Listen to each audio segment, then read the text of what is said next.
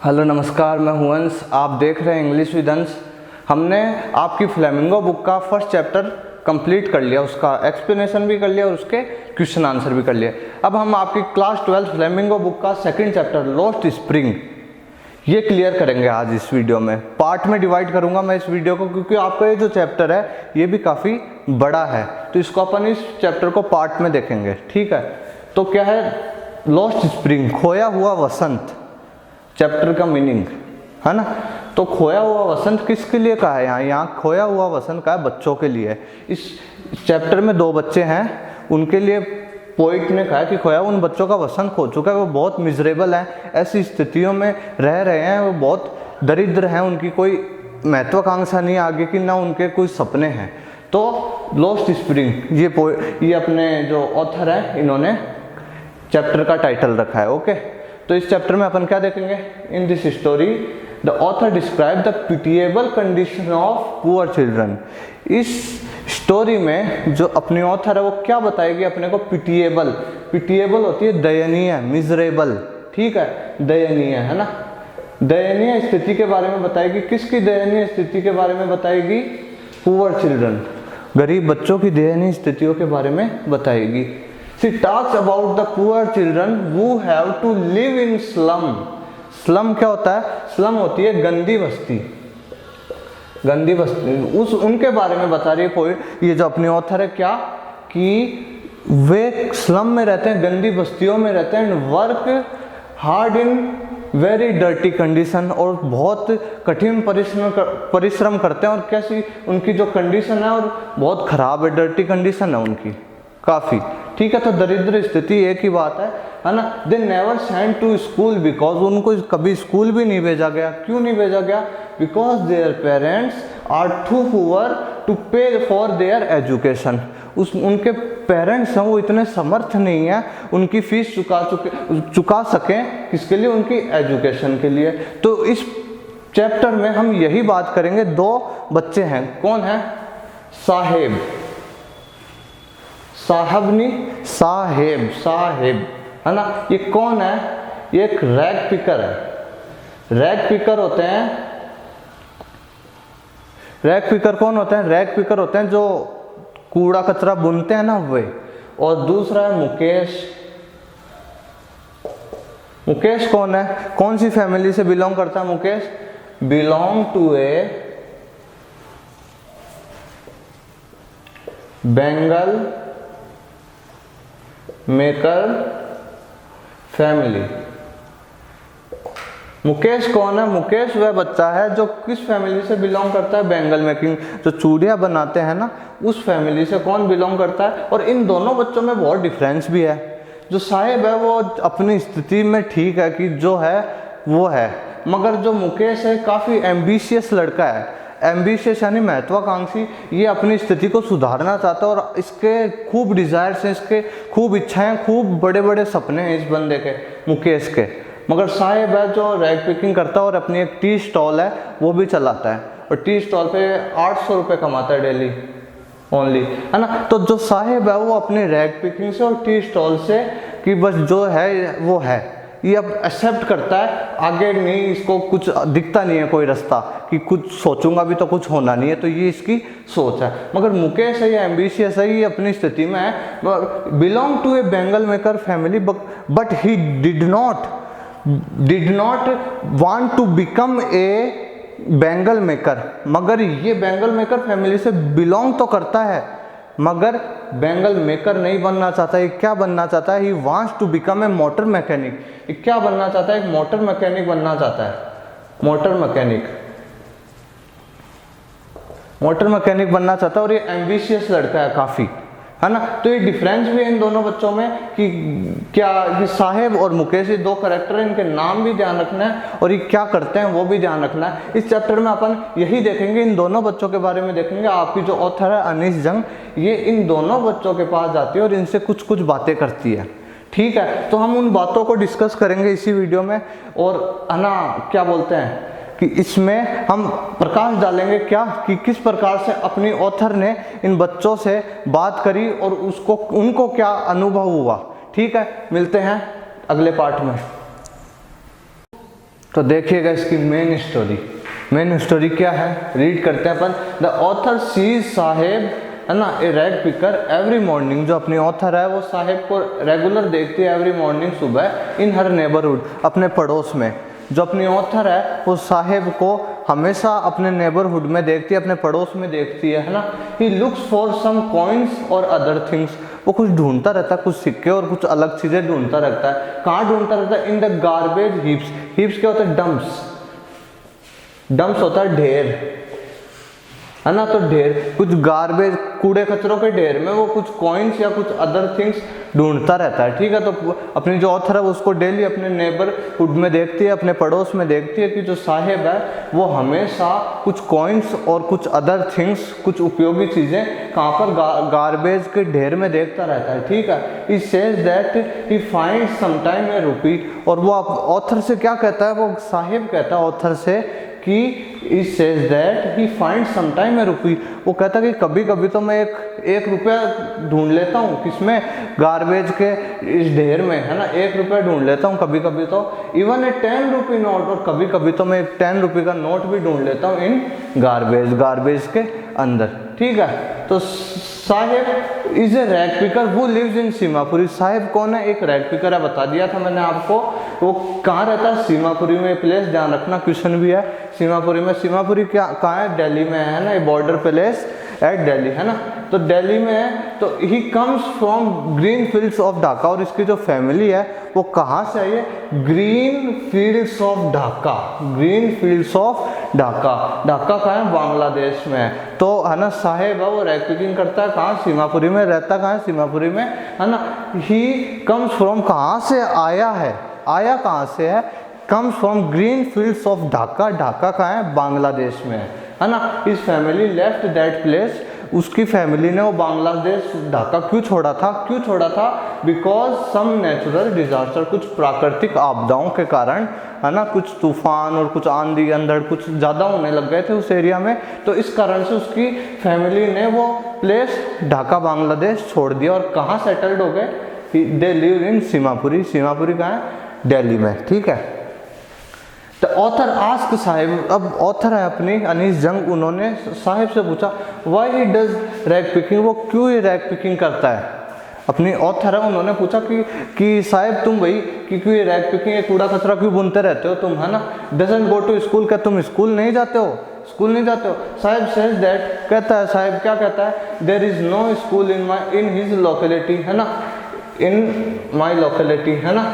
तो क्या है कि साहिब कहता है कि भाई कि मेरे जो आस पड़ोस में, मेरे एरिया में कोई भी स्कूल नहीं है। There is no school in my locality, मेरे एरिया में कोई भी स्कूल नहीं है ना।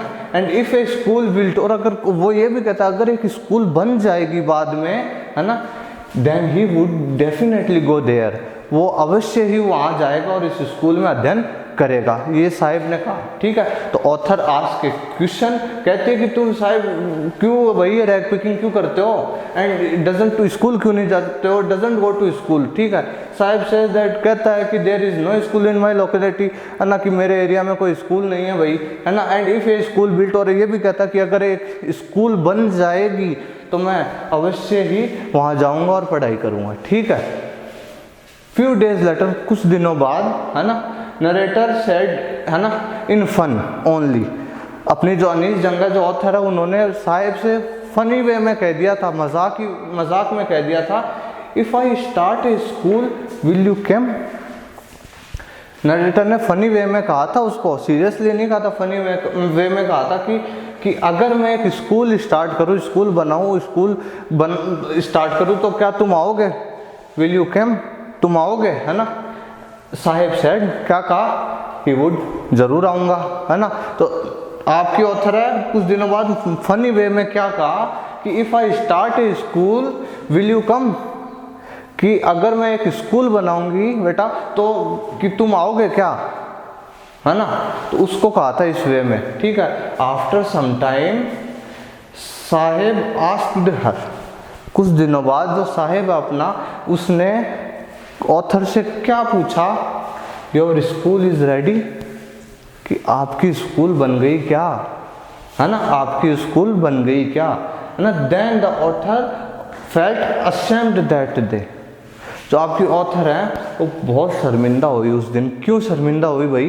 क्योंकि उसने फनी वे में कहा था, वो सच में नहीं बना रही थी स्कूल। और वो सच कौन मान बैठा उसको?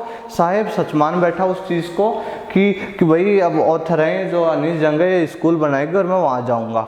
तो एक चीज़ की इच्छा हो गई थी, मगर है ना, अब बाद में कुछ दिनों बाद उसने पूछा कि your school is ready, then the author felt ashamed, शर्मिंदा हुई काफ़ी उस दिन। ठीक है, तो क्या साहेब एक्चुअल नेम, अब साहेब है अपन ये पढ़ते आ रहे हैं साहेब। ठीक है, साहेब का एक एक्चुअल नेम भी है, वास्तविक नाम भी है उसका। क्या है? साहेब ए आलम। क्या नाम है? साहेब ए आलम। ये वर्ड थोड़ा ध्यान रखना, मीनिंग्स है ना। साहेब ए आलम, साहेब ए आलम। ठीक है, ये नाम है। और इसका मीनिंग क्या है? इसका मीनिंग है Lord of universe, Lord of universe. ठीक है, साहेब का फुल नेम क्या है? साहेब आलम। और इसका मीनिंग क्या है? Lord of universe. But he doesn't know it's meaning. मगर जो साहेब है, मगर वो खुद के नाम का अर्थ ही नहीं जानता, खुद के नाम का अर्थ नहीं जानता। साहेब है अपना, वो अपने खुद के नाम का अर्थ नहीं जानता है। ठीक है, क्योंकि नहीं जानता, एजुकेशन प्राप्त नहीं है उसको, और वो काफ़ी मिजरेबल स्थिति में रहता है, इसलिए उसको ध्यान नहीं है। वन मॉर्निंग द ऑथर सा साहेब, एक सुबह की बात है जब ऑथर ने साहेब को आउटसाइड देखा ऑफ नेबरहुड, अपने पड़ोस में देखता रहता था, मगर उस दिन थोड़ा आउटसाइड देखा। कहाँ देखा? He was watching A tennis, was watching tennis. एक बच्चे थे वो टेनिस खेल रहे थे, कुछ बच्चे थे वो टेनिस खेल रहे थे एक प्लेग्राउंड में। तो उस दिन ना जो आपकी ऑथर है उसने उस साहिब को कहाँ देखा? उन टेनिस खेलते हुए बच्चों के पास देखा, वो बाहर खड़ा खड़ा उनको देख रहा था प्लेग्राउंड में। ठीक है, साहेब वाज वियरिंग टेनिस शूज। अब साहेब ने उस दिन टेनिस शूज़ भी पहन रखे थे। तो टेनिस शूज़ होते हैं ना जो बच्चे पहन के खेलते हैं, वो शूज़ भी पहन रखे थे। तो ऑथर देखिए क्या बात हुई। तो ठीक है, तो विच वार डिस्कार्डेड बाय ए रिच बॉय। डिस्कार्डेड होता है छोड़े गए, त्यागे गए, ठीक है ना, ए रिच बॉय। और वास्तव में वो जो शूज़ उसने पहन रखे थे वो क्या थे? उसने खुद ने परचेज नहीं करे थे, वो डिस्कार्डेड थे, त्यागे हुए थे, छोड़े हुए थे। किसके छोड़े हुए थे? एक रिच बॉय के छोड़े हुए थे। एक रिच बॉय था, उसने क्योंकि उस एक शूज़ में, उसने जो शूज़ पहन रखे थे उसमें से एक शूज़ में एक छेद हो गया था। इस कारण से उसने, जो वो रिच बॉय था, उसने वो फेंक दिए वो जूते, और साहिब को कहीं मिल गए तो उसने वो पहन लिए। ठीक है, तो आशा करता हूँ ये आपको आराम से समझ आएगा। इजी लैंग्वेज में अपन ने ये थोड़ा सा कवर करा। इसका नेक्स्ट का देखते हैं अपन। तो देखिए, ये है आपकी इस वीडियो का लास्ट पोर्शन। एक चीज़ मैंने आपको पहले बता दी थी कि साहेब है वो कहाँ काम, तो रैग पिकिंग तो करता है, उसके अलावा भी वो टी स्टॉल पे काम भी करता है। और कितने रुपए अर्न करता है? 800 रुपये अर्न करता है डेली। ठीक है, तो अब ये आपके लास्ट है, ये आपकी क्वेश्चन भी है, बड़ा क्वेश्चन आता है आपकी बोर्ड एग्जाम में, और 2 साल तक 3 साल तक लगातार आया है ये पर्सन, सीमापुरी वाला, है ना, living condition of rag pickers, है ना। तो ये आया है हमेशा, और तो मैंने इसको पॉइंट्स में कर दिया जिससे आपका क्वेश्चन आंसर भी कवर हो जाए। और वो लास्ट का साहिब की स्टोरी यहीं तक है, इस लास्ट यहाँ तक खत्म हो गया आपके साहिब की स्टोरी। और लास्ट के पेज में आपकी बुक में देखोगे आप कि यही दे रखा है, तो उसी चीज़ को मैंने पॉइंट्स में कवर कर दिया। देखिए, Seemapuri living condition for rag pickers. अब सीमापुरी है जहाँ पर रैग पिकर्स रहते हैं, वो किस तरीके से रहते हैं मैंने बता दिया था पहले ही आपको।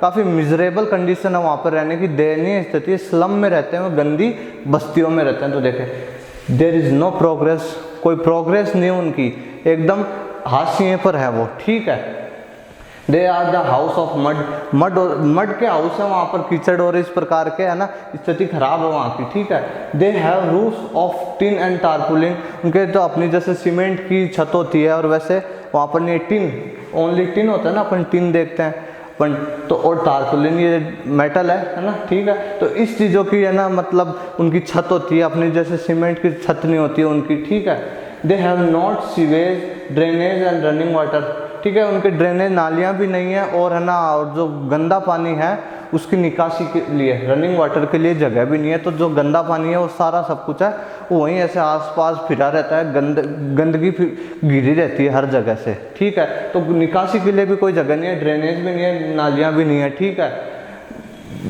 देयर आर, है ना, 10,000 रैग पिकर्स वो लिव देयर, है ना। 10,000 रैग पिकर्स हैं जो कहाँ रहते हैं, ये भी एक MCQ छोटा प्रश्न है कि सीमापुरी में कितने रैग पिकर्स रहते हैं। 10,000 रैग पिकर्स रहते हैं वो लिव्ड देयर, ठीक है। ये भी चीज़ है आपकी। दे हैव नो आइडेंटिटी, और आइडेंटिटी, उनके पास कोई आइडेंटिटी नहीं है, उनकी खुद का प्रमाण पत्र नहीं है कुछ भी, ठीक है।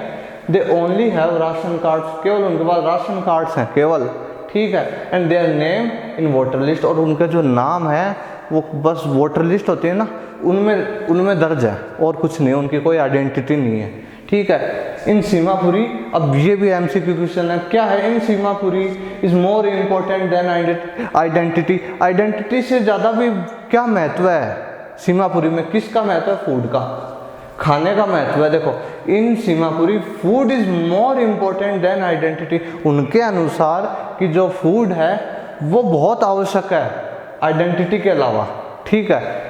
और ये भी दूसरा MCQ का प्रश्न है, सर्वाइवल इन सीमापुरी, कि सीमापुरी में मोस्टली लोग किस में इंगेज्ड हैं, क्या करते हैं, रैग पिकिंग करते हैं। तो in survival in Seemapuri means rag picking, Seemapuri में रहने वाले लोगों का सर्वाइवल है क्या है, रैग पिकिंग। तो मोस्टली लोग रैग पिकिंग ही करते हैं। तो इस वीडियो में हम इतना ही देखेंगे, साहिब की स्टोरी हमने इस वीडियो में कवर करी है।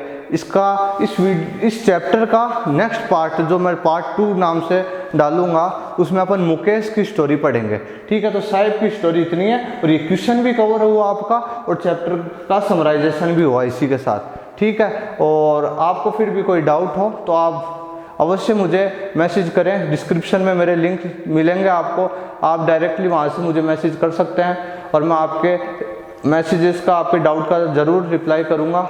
और आपको वीडियो अच्छी लगी हो तो सब्सक्राइब करें, शेयर करें, लाइक करें। Thank you very much.